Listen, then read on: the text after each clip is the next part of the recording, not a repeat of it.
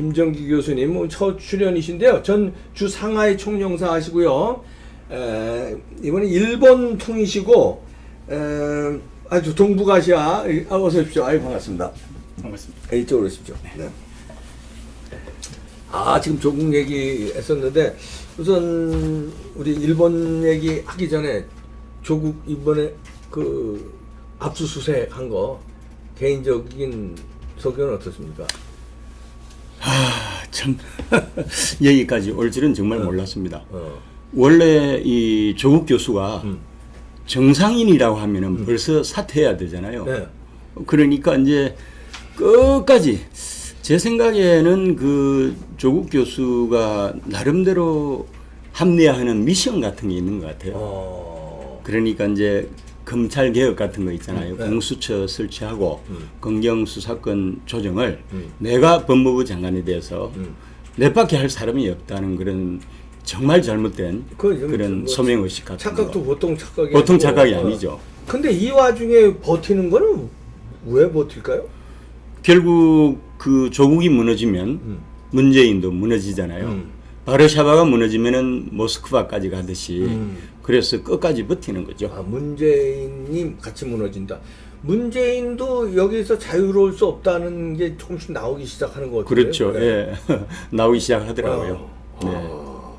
그래서 문재인도 버텨라 그런 걸까요? 아니면은 이제 팔 자르듯이 여기서 잘라서 조국한테 다 덮어 씌우고 자기하고의 커넥션은 없던 걸로 하고 여기서 윤석열한테 칼 집어서 다 없앨까요? 어떻게 보십니까? 결국은 뭐 자세히는 몰라도 김경수하고 문재인 관계 연장선상에서 네. 조국하고 문재인의 그런 관계가 성립하지 않을까요? 결국은 뭐 추정컨대 낮은 단계에서건 높은 단계에서건 공범관계 뭐 이런 거 나올 수도 있다는 거죠. 그렇죠. 네. 지금 저 중요한 지적을 해주셨는데 김정기 교수님이 그러니까 이거죠. 문재인이 이제 훗날을 도모하려면 네. 차기 대통령을 자기가 미는 사람을 꽂아야 자기가 안전할 수 있지 그렇죠. 않습니까? 네, 맞습니다. 근데 이제 김경수와 조국을 생각했는데 예. 김경수가 날아갔단 말이에요. 그렇죠. 그러니까 이제 조국만이 남았는데 왜냐하면 이낙연이 이건 자기 사람이라고 볼 수 없고 그렇습니다. 주사파 쪽하고는 조금 거리가 있는 사람이니까 그렇죠. 이낙연은 뭐 기본적으로 태생적인 한계가 있는 그 분이고. 호남이니까 또 그렇죠. 원래 이제 이 진보 정권에서 정권을 창출하는 공식이 네, 그렇죠. 결국 부울경 출신의 후보를 호남권에서 호남권. 수입을 해서 지원을 해서 호남이 그렇죠. 지원해서 강주 호남이 네. 이 부울경 인사하고 연합을 하는 형태로 결국은 집권을 하는 거거든요. 노무현이 그랬고 문재인이 그랬고 그렇죠. 정확합니다. 그다음에 지금 다시 정권 재창출도 그래야 영남표와 호남표가 합쳐서 대통령이 된다는 거거든요. 그렇죠. 호남 인물이 나오면 호남의 고립되기 때문에 대통령을 못 만드니까. 맞습니다. 그래서 호남의 지지를 받는 부울경 선수가 이제 김경수하고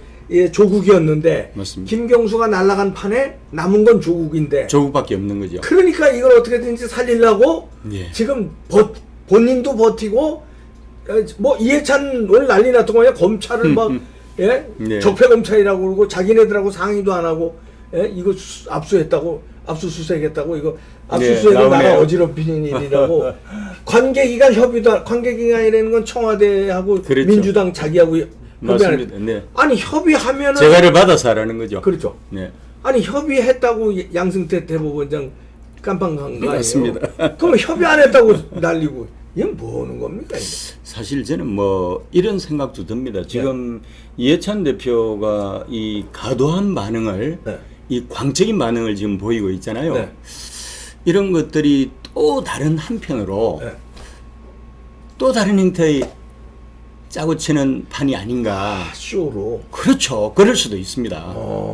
그럴 수도 있는 거죠. 무서운 시나리오를 만들어 놓고 이렇게 도끼눈을 뜨면서 쇼로 이렇게 이러면서 원래 좌파들의 전형적인 위장 수법이잖아요. 위장 전술 할 수 있다고 김정기 교수님 그렇게 보시는 거예요? 충분히 가능성이 있다고 생각을 합니다. 그래서 그리 되면 이제 결국은 조국이 아니고 윤석열하고 민주당이 이제 충돌하는 양상으로 가잖아요. 그런 상황에서 이제 윤석열이 내리는 결론을 국민들로 하여금 믿게 하는 거죠. 그렇잖아요. 압수수색이라는 게 어떻게 보면은 이 보호자 역할을 할 수도 있는 거예요. 증거를 싹 갖다가 그렇죠. 딱 짱 박아 놓는 거네. 그렇습니다. 네. 오. 고도로 기획된 그런 이제 시나리오 하에서 고도의 시나리오. 예, 움직일 수도 있다 하는 생각을 하고 있습니다. 원래 좌파들은 매사에 전략적이잖아요. 야, 전술이 능하죠. 아유, 전략 전술이 능하고 매일을 전쟁으로 생각하거든요. 그것이 선거 전쟁이 됐건 정적하고의 전쟁이 됐건 역사 전쟁이 됐건 그렇죠. 이런 전쟁이 됐건. 예. 무슨 전쟁이든지 능한 사람들이고 여기에는 반드시 전술 전략이 들어가 있지 그냥 문해로 생각 없이 하지 않습니다. 무서운 사람들이죠. 무서운 사람. 그래서 우리 자유우파도 정신 바싹 차려야 돼요. 그래서 그거의 일환으로 이게 딱 날짜까지 예를 들어서 오늘 박근혜 대통령의 선거 대법원 선거도 오늘 생중계하고 막 시선을 그렇죠. 했는데 파기환송 시키면서 맞습니다. 뭐 파기환송 시킨 내용도 없어요. 무죄는 무죄로 하고 유죄는 갈라서 판단하라고 딱 그런 그렇죠. 대통령 박근혜 대통령 사면도 못 시켜요. 맞습니다. 사면 얘기도 쑥 들어가게 만들고 네네. 조국의 어떤 이거 물 흐리기 물타기도 하고 네. 다목적으로 와. 근데 지금 이제 이 조국을 수성하기 위해서 제가 볼 때는 이 발악하는 그런 수준이거든요. 아, 발악 수준이다. 이게 처음에 사실 그 국내 문제를 가지고 국제사회를 끌어들인다는 게 이것은 세계를 경영하는 미국이나 소련이나 네. 중국이나 이런 나라들이 하는 거잖아요. 네. 우리는 메이저 리그가 아니고 마이너 리그인데 그렇죠. 리더 그룹이 아니잖아요. 그렇기는 한데 이 문재인이 강 크게 이 한일 전선을 만들고 또 그걸로 안 되니까 또 지소미아 네. 파기하면서 이제 항미 전선으로 지금 또 가고 있잖아요. 그러니까 한일 전선을 이제 형성을 해서 내년 총선에 좀 덕을 보려고 했는데 네. 사실은 현실적으로 나타난 거는 네거티브한 게 많이 나왔잖아요. 그래서 얼른 걷어들이려고 8.15 경축사에서 꼬리 내리면서 굴욕적인 발언을 하게 되잖아요. 네. 국제사회에서 보면 완전히 조롱거리죠. 그렇죠. 그걸로도 수성이 안 됐잖아요. 네. 그래가지고 이제 그 다음 단계로 지소미아 파기해가지고 수습을 하려고 했는데 네. 지소미아 파기는 한일전이 아니고 한미전이거든요. 그렇죠. 사실은 미국하고의 동맹관계에 본격적으로 균열이 오는 적신호거든요. 네. 그렇게 하면서 미국까지 끌어들이기 위해서 지금 이제 미국도 이제 끌려 들어왔잖아요. 그러면서 이제 반미 감정까지 고조하면서 또 다른 전선을 만들어서 조국을 보호를 하려고 하지만 제가 볼 때는 너무 무리수를 두고 있다. 너무 발악하는 모습이 불쌍할 정도로 역력하다. 이 정권이 망조로 가는 것 같아요. 붕괴 일보 직전에 와 있다고 생각합니다. 이제 국민들이 이제 다 알기 시작했어요. 알쏭달쏭하게 하던 사람들도 야 이거는 아주 진짜 속된 말로 이제 발악을 하고 양아치다. 그렇죠. 이게 이제 중도에서도 다 알았어요. 아니 그런데 문재인이 지금 무리를 하는 게 사실 우리 일본하고는 좀 부정적인 역사가 있잖아요. 네. 그래서 항일 전선을 만들었을 때는 그래도 다수 국민들이 토착 외우고 말을 안 들으려고 그래도 뭐 중립을 지키거나 점잖게 하지만 그렇잖아요. 그럼에도 불구하고 항일 전선이 무너졌잖아요. 네. 그런데 항미 전선은 형성되기도 쉽지도 않고 따라서 무너질 일도 없다는 거예요. 왜냐하면은 우리 한국인들의 정서 속에는 여전히 한미 동맹이 자리하고 있고 그렇죠. 미국하고 일본은 다르거든요. 아 그럼요. 그래서 아마 지금 좀 틀어주세요. 이런 방식으로 문재인이 접근하는 거는 우리 국민들의 대미 정서를 자기들끼리는 뭐 이 양키 고홈 하면서 그렇게 생각하지만 그런 사람들은 전체 인구로 봐서는 소수잖아요. 네. 상당한 무리수를 두고 있다. 그렇게 생각을 합니다. 무리수를 두는 건 이제 국민들은 이제 알고 이제 김정기 교수님 그렇게 주장하시는데 설득력이 이제 우리 국민들은 아는데 네. 이게 오늘 선거법 이 강행처 날치기 연동형 비례대표제 말씀하시는 거죠? 연동형 네. 비례대표 날치기를 하면은 네.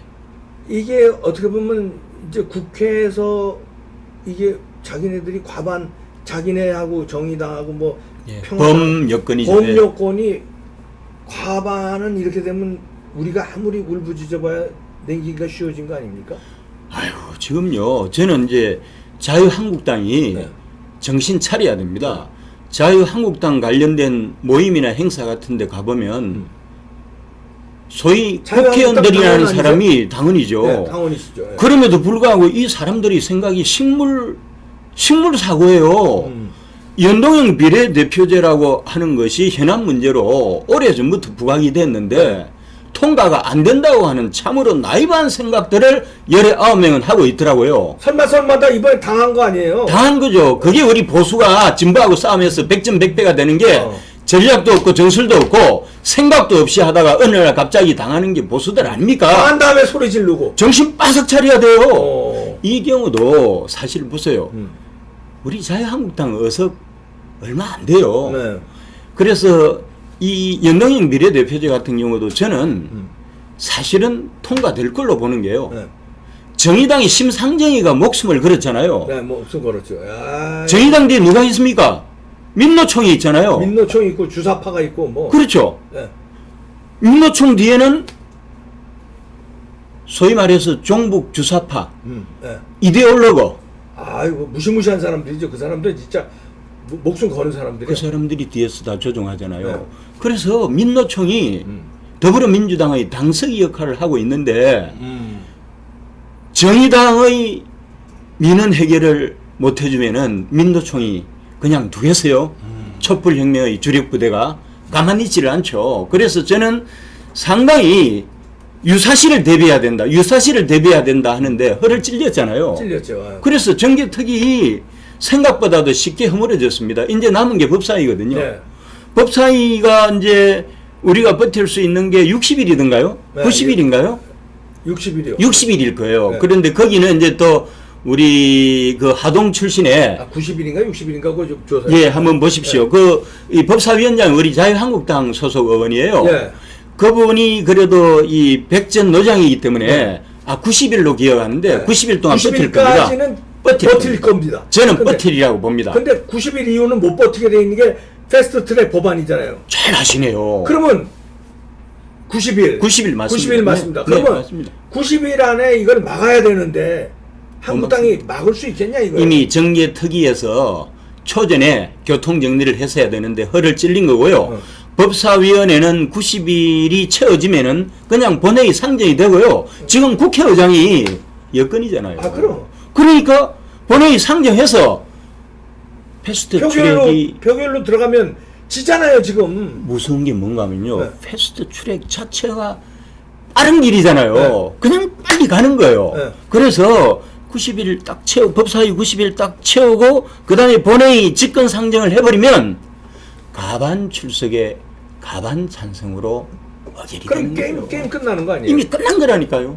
이미 끝난 거네. 아니 더불당하고 정의당, 민주평화당 그런 사람들이 이저 선거법 개정에 다 자기네들 이권이 있는 사람들 아니에요. 다 이권이 다 챙겨. 아 여기에 저 일부 저 바른미래당의 일부까지 맞습니다. 다 챙겨 먹으려고 그러는데 한국당만 낙동강 오리알 되는 거예요. 그러면. 그래서 저는 자유한국당 정신 바싹 차려야 되는 게 좀 더 전략적이 되라는 거예요. 근데 요즘 싸우는 거 보면은 한 유딩하고 대제 정도 차이 나는 것 같아요. 그 정도로 이 전쟁터인데 전쟁터에서 싸울 줄을 몰라요. 정말 갑갑하고 답답합니다. 오죽하면 제가 김정기 TV를 열었겠어요. 아 그러니까 예. 아니 제가 메이저 유튜버의 고정 패널로 벌써 한 600만 조회 넘었는데 네. 거기도 한계가 있더라고요. 네. 제가 넘지 말아야 할 선이 있잖아요. 네. 근데 김정기 TV에서는 네. 제가 하고 싶은 이야기 다 할 수 있잖아요. 아 그러시. 제가 하고 싶은 이야기라는 거는 네. 자유우파와 대한민국의 이 재건을 위해서 쓴소리를 해서 건전한 비판은 예. 건강을 유지하는데도 예. 좋잖아요. 정신적 건강을 유지하는데도 그 역할을 제가 하고자 아, 예. 김정기 TV를 열은 거예요. 좋습니다. 아니 그런데 그렇게 되면은 이제 패스트 트랙으로 이제 선거법 개정 끝났다고 보시는군요. 이제 대한민국이 정말 본격적으로 위태로운 상황으로 들어가는 게 네. 이렇게 되면은 그 이후 그림을 잠깐 그려볼까요? 네, 그래 봐주시죠. 예. 만일에 그렇게 되면 이 연동형 비례대표제라고 하는 것이 사실은 지금 현행 대통령제 하에서 연동형 비례대표제를 도입을 한다는 것은 걸레가 되는 겁니다. 쉽게 이야기하면. 원포인트 개헌을 전제로 해야 돼요. 다시 말씀을 드리면은 대통령의 권한을 축소시킬 수 있는 개헌안을 통과시키는 것을 전제로 해서 연동형 비례대표제를 통과시키면은 그럭저럭 현상 유지는 하는데 우리나라 대통령이라는 게 제왕적 대통령 예. 이 권력을 행사할 수 있잖아요. 예. 그런 상태에서 연동형 비례대표제가 되면은 집권 여당이 가지고 노는 구도예요. 왜냐하면은 잘 아시다시피 연동형 비례대표제는 소수 정당한테 유리한 거거든요. 그렇죠. 예. 그리 되면 보세요. 범야권 연대에서 범여권 연대에서 예. 일중대 역할을 정의당이 할 거 아닙니까? 연동형 비례대표제가 되면은 정의당의 의석이 추정컨대 18석에서 20석이 되는데 예. 더불어민주당에서 일부러 20석을 만들어줘 가지고 원내 교섭단체를 예산까지 다 들어가는 돈. 만들어 주겠죠. 예. 그리 되면은 굳은 일, 거드린 일, 싸우는 일은 이쪽에서 다 해줍니다. 그런데 정의당 출신들이 누굽니까? 이석기 뭐 이런 사람들 아니에요? 그렇죠. 종북 주사파 네. 김일성 사상을 추종하고 전향 선언도 안 한 상태로 이 사회에 무지랭이로 살다가 어느 날 배지 달아서 나온 사람들이 국회의원이랍시고 그렇지. 전혀 국민들의 객관적인 검증도 없이 국회의원 배지 달고 나와서 헌법기관으로 행세를 할 때 대한민국이 우리 국민들이 스크린에 나타나는 그런 모습을 보면은 이게 서울인지 평양인지 헷갈리는 시대를 네. 맞이한다는 이야기입니다. 그렇죠. 아, 이거 큰일 났네.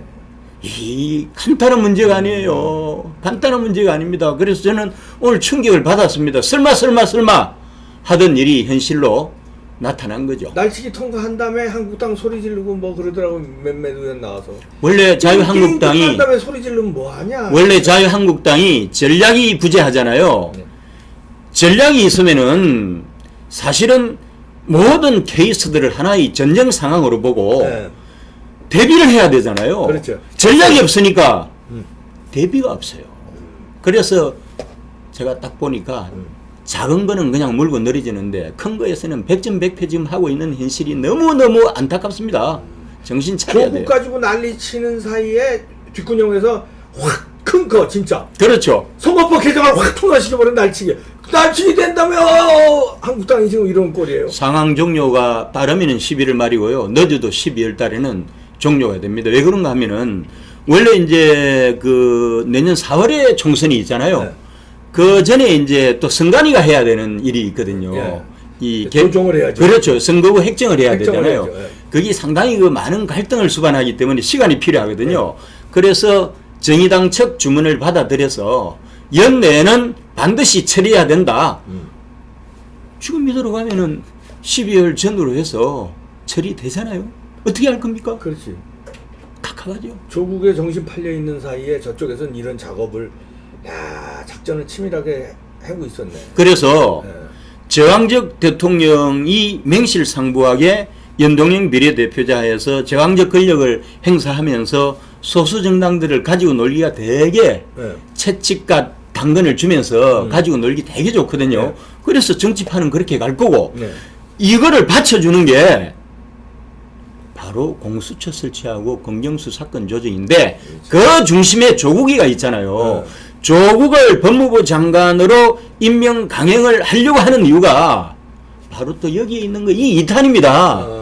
이탄이 이제 그게 이제 사개특위에서 하잖아요. 네.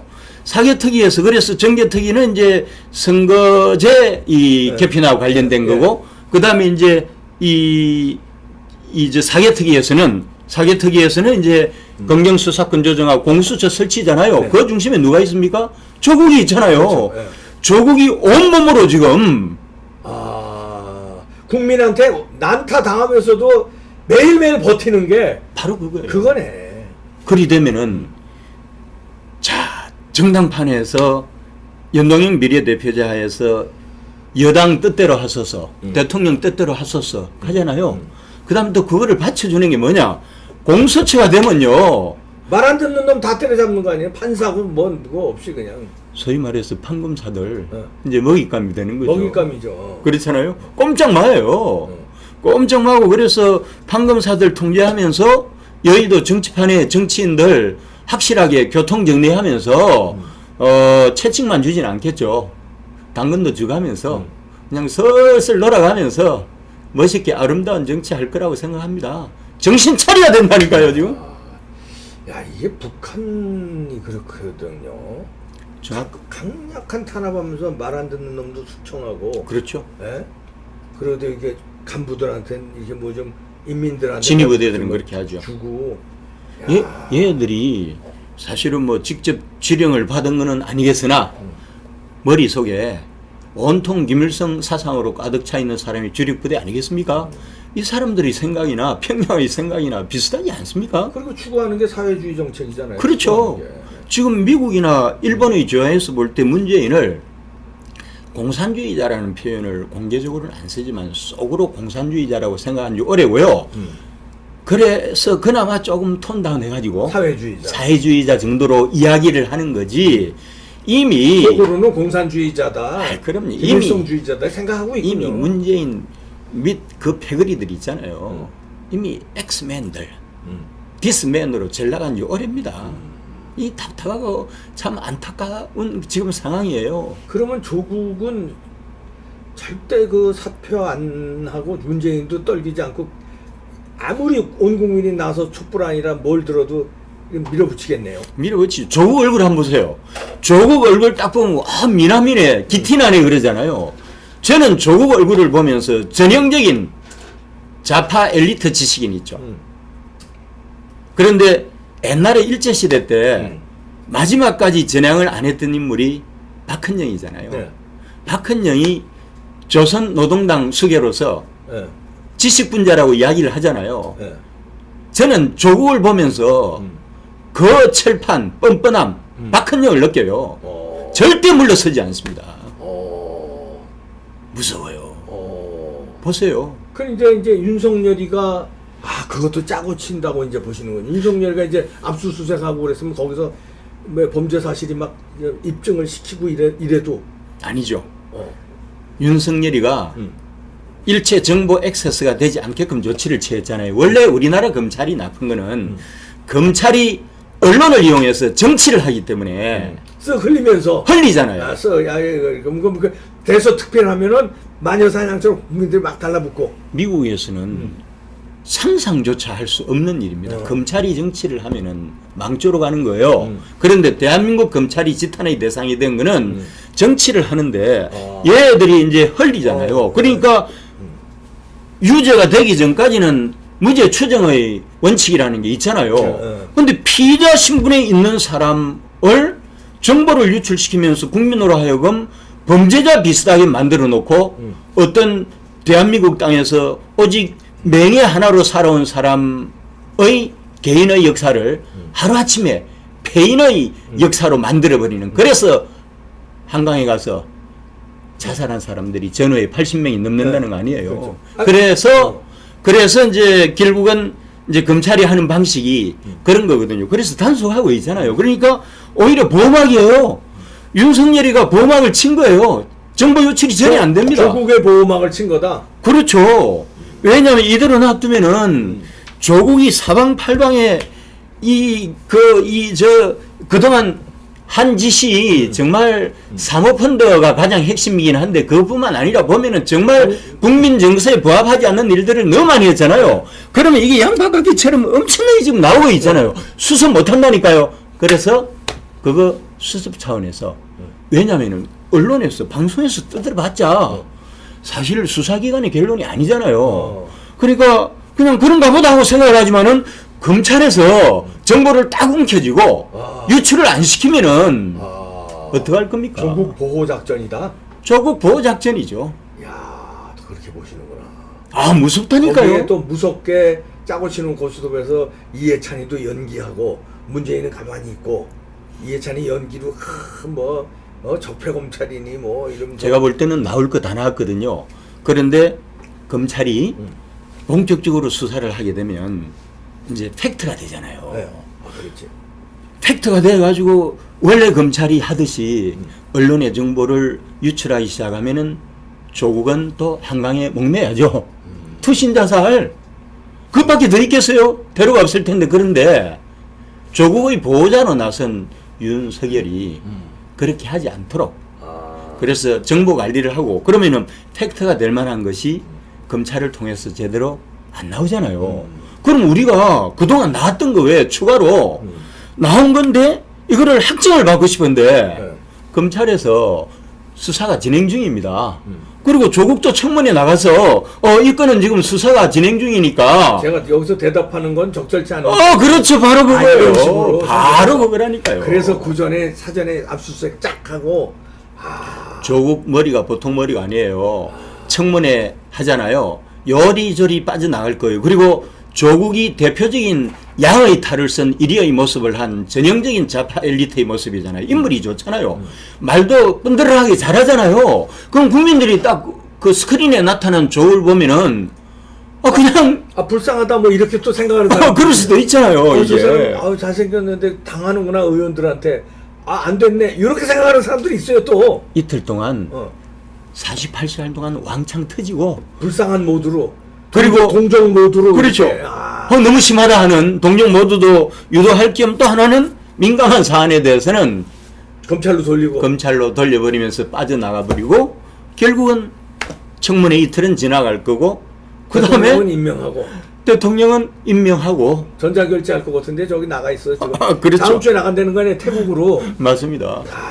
그래서 지금 여기 보통 문제가 시나리오가 다 있어서 한다 이렇게 보시는군요. 자파는요 원래 철저한 사전 준비 계획하에 사전 준비하에 이 액션을 취하지 그냥 하지 않습니다.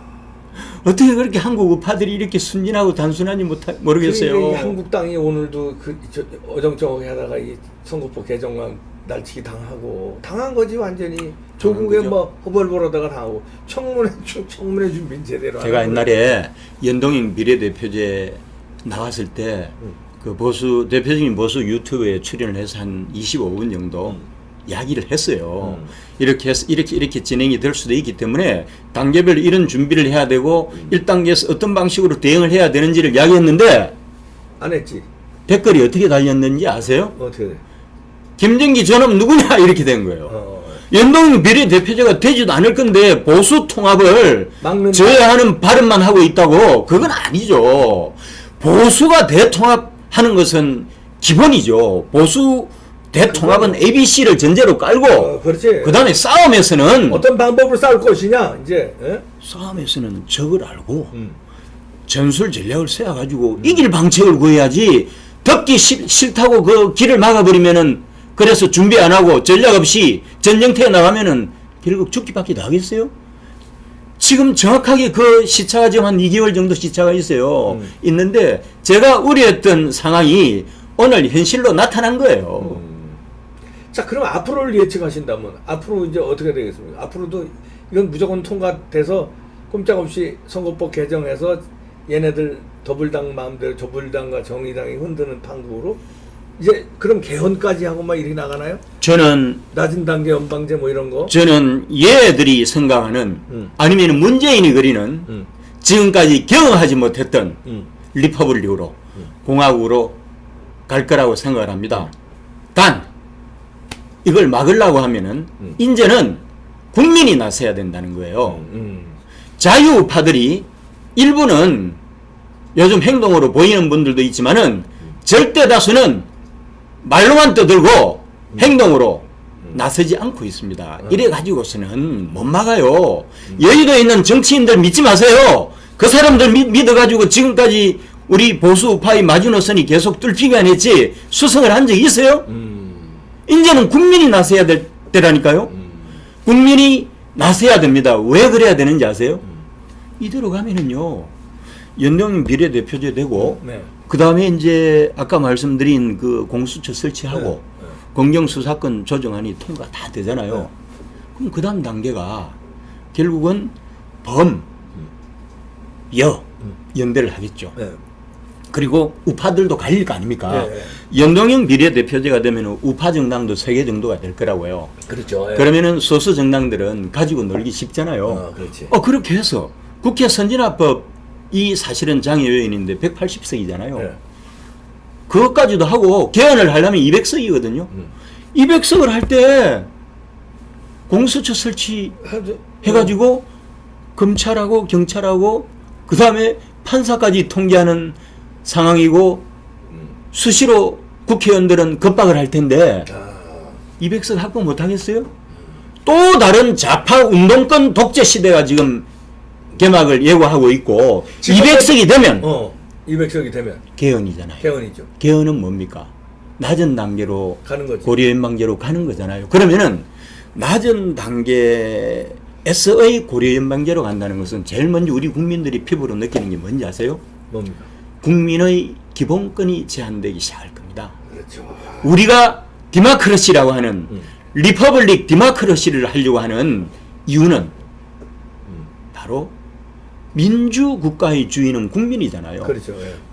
민주 시민으로서 누릴 수 있는 최대 특권은 국민의 기본권이거든요. 이 기본권을 보장받기 때문에 민주주의가 좋은 건데 고려 연방제가 설사 낮은 단계로 가더라도 기본권에 대한 그 자유에 대한 침해가 오기 시작하고요. 나중에 남과 북이 일국가 이 체제가 됐을 때는 우리가 그동안 누려왔던 특권인 기본권은 찾아볼 수가 없게 될 것입니다. 자유는 이제 없어지. 자유는 없어지는 거죠. 우리나라 국민들이 정신 바싹 차려야 돼요.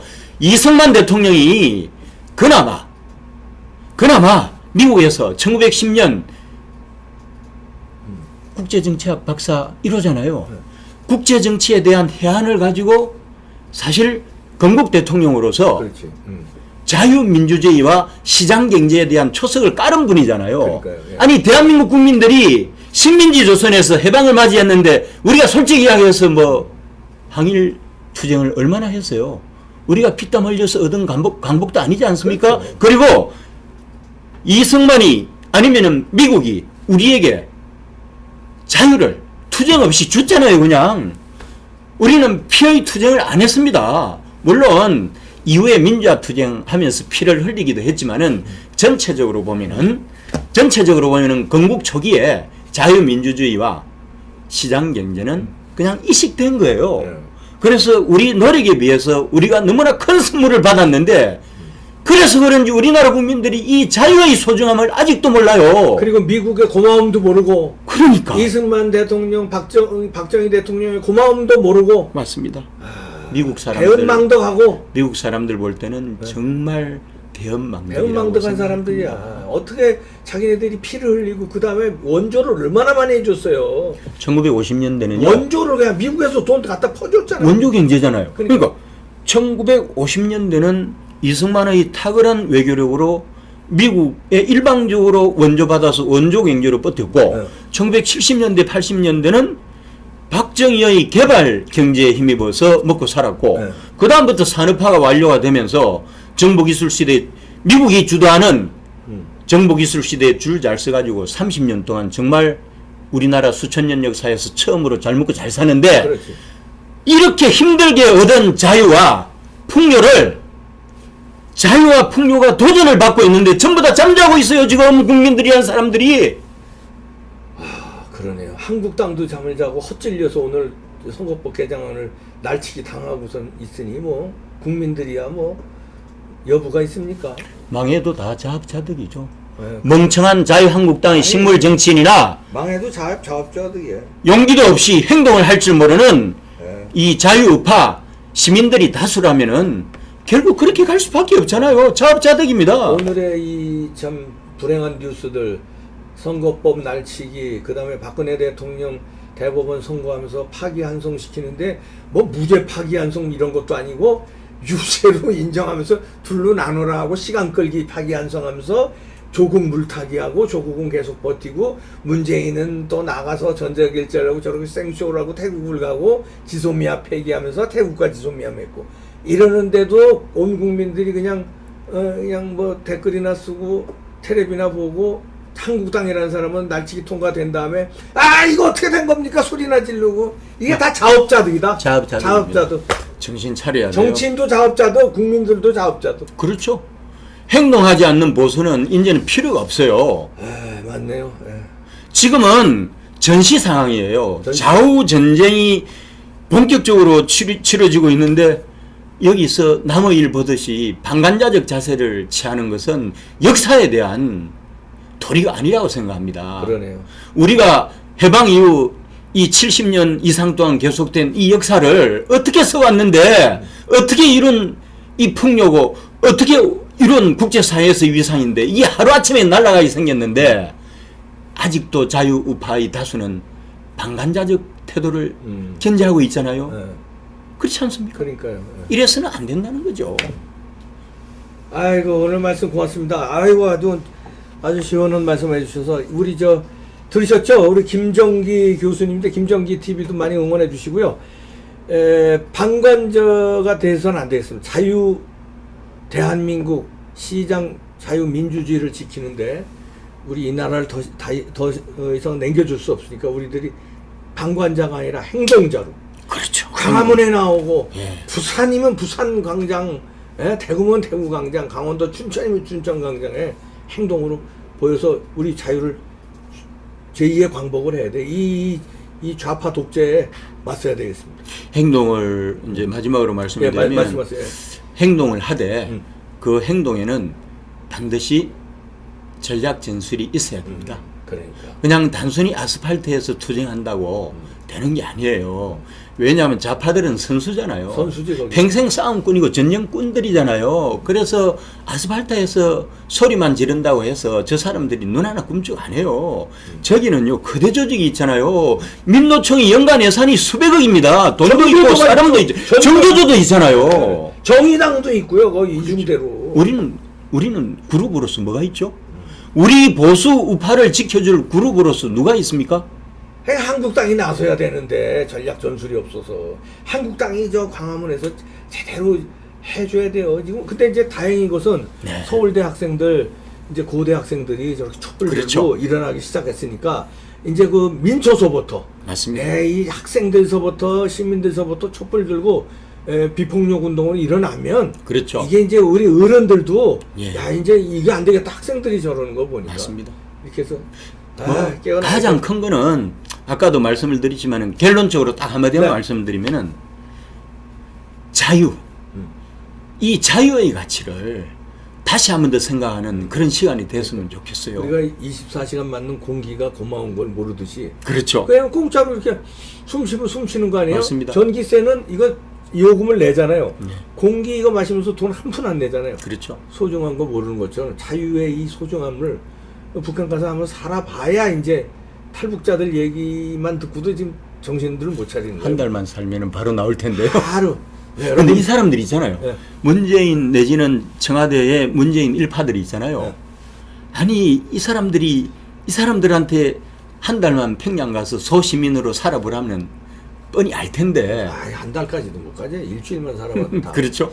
여기서 마치겠습니다. 네. 여러분들 자유우파에 힘을 몰아주시고 여러분들 힘냅시다.